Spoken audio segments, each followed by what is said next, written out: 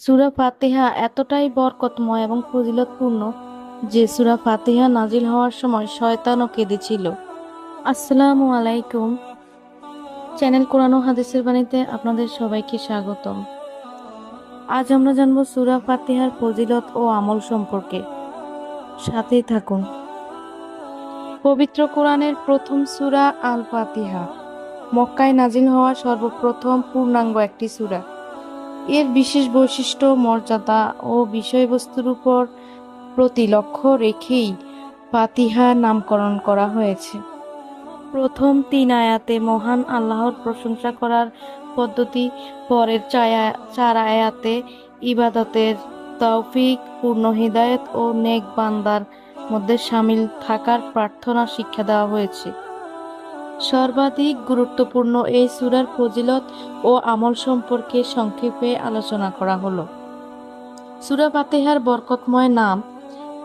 পবিত্র কোরআনের 114টি সূরার মধ্যে সূরা ফাতিহার নাম সবচেয়ে বেশি। এই নামগুলোর পেছনে রহমত, বরকত ও আমলের গুপ্ত রহস্য লুকিয়ে আছে। প্রত্যেক নামের সঙ্গে সূরাটির সামঞ্জস্য ও যথার্থতা বিদ্যমান। এটা নিঃসন্দেহে উক্ত সূরার শীর্ষ মর্যাদার পরিচায়ক। ইমাম বুখারী রাদিয়াল্লাহু সূরা ফাতিহাকে উম্মুল কিতাব হওয়ার ব্যাখ্যায় বলেন, এই সূরা দিয়ে কুরআন লেখার সূচনা হয়েছে আর এটার মাধ্যমেই নামাজ শুরু করা হয় এবং এটাই কোরআনের সারসংক্ষেপ। আবু হুরায়রা রাদিয়াল্লাহু তাআলা থেকে বর্ণিত, রাসূল সাল্লাল্লাহু আলাইহি ওয়াসাল্লাম বলেছেন, এটাই উম্মুল কুরআন, এটাই সাবআ মাসানি এবং এটাই কুরআনুল আযীম। জামে তিরমিজি, হাদিস 2875, মুসনাদে আহমদ 2/448।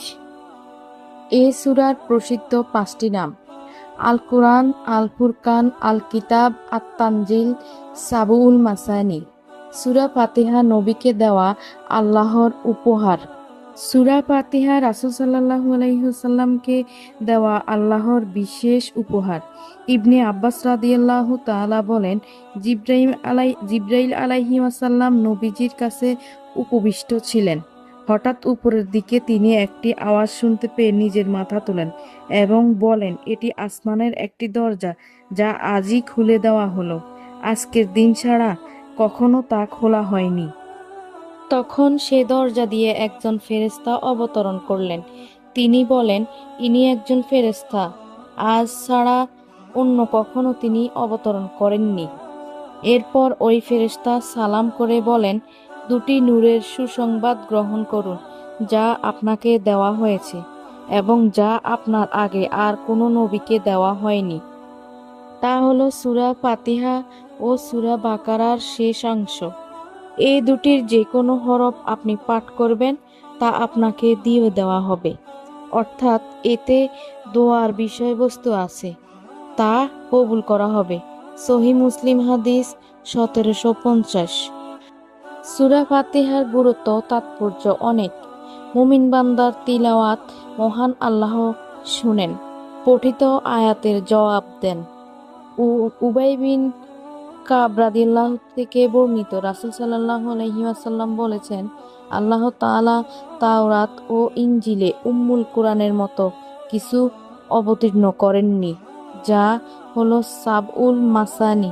এটা আমার এবং আমার বান্দাদের মধ্যে ভাগাভাগি। আমার বান্দা যা চাইবে তাই তার। জামে তিরমিজি হাদিস 3125। সূরা ফাতিহার ফজিলত।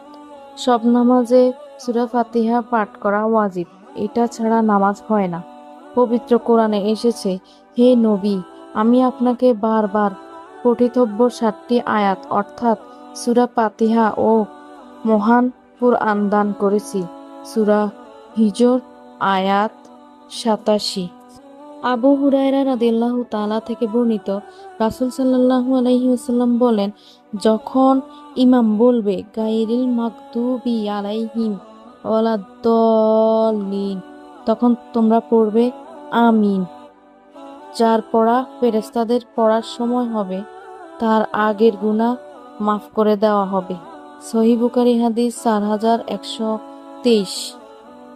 সূরা ফাতিহার ফজিলত সম্পর্কে রাসূল সাল্লাল্লাহু আলাইহি সাল্লাম আরও বলেছেন, সূরা ফাতিহা কোরআনের 1/3 কানজুল উম্মাল হাদিস 2495। সূরা ফাতিহার আরও একটি বৈশিষ্ট্য হলো শিফা। শরীয়তসম্মত রুকায়ার ক্ষেত্রে সূরা ফাতিহার উপকারিতার শীর্ষে। নবী করিম সাল্লাল্লাহু আলাইহি সাল্লাম ইরশাদ করেন, সূরা ফাতিহা মৃত্যু ছাড়া সব রোগের মহা ওষুধ। শুআবুল ঈমান হাদিস 2370, সুনানে দারেমি হাদিস 3413। এছাড়া সাহাবায়ে কেরাম এ সূরার মাধ্যমে ঝাড়ফুঁক করার কথা সহিহ সনদে হাদিসে বর্ণিত হয়েছে। সহিহ বুখারী হাদিস 4645। আবু হুরায়রা রাদিয়াল্লাহু তাআলা বলেন, রাসূল সাল্লাল্লাহু আলাইহি ওয়াসাল্লাম বলেছেন, তোমরা সূরা ফাতিহা পড়ো। কোনো বান্দা যখন বলে আলহামদুলিল্লাহি রাব্বিল আলামিন, তখন আল্লাহ বলেন, আমার বান্দা আমার প্রশংসা করেছে। যখন বলে আর রাহমানির রহিম, তখন আল্লাহ বলেন, আমার বান্দা আমার গুণ বর্ণনা করেছে। বান্দা যখন বলে মালিকি ইয়াউমিদ্দিন, আল্লাহ বলেন, আমার বান্দা আমার মর্যাদা বর্ণনা করেছেন। বান্দা যখন বলে ইয়াকা না'বুদু ওয়া ইয়াকা নাস্তাঈন, আল্লাহ বলেন, এই হচ্ছে আমার ও আমার বান্দার মাঝের কথা। আমার বান্দার জন্য তাই রয়েছে সে যা চায়। বান্দা যখন বলে ইহদিনাস সিরাতাল মুস্তাকিম, শেষ পর্যন্ত আল্লাহ বলেন, এসব হচ্ছে আমার বান্দার জন্য। আমার বান্দার জন্য তাই রয়েছে সে যা চায়। মুসলিম 395।